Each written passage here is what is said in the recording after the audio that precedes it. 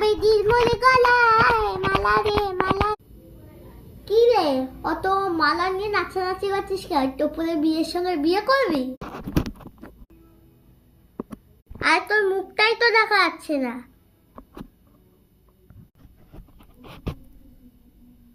এই শোন না, এই তোর না আসলে একটা খুশির খবর আছে। কিসের খুশি খবর?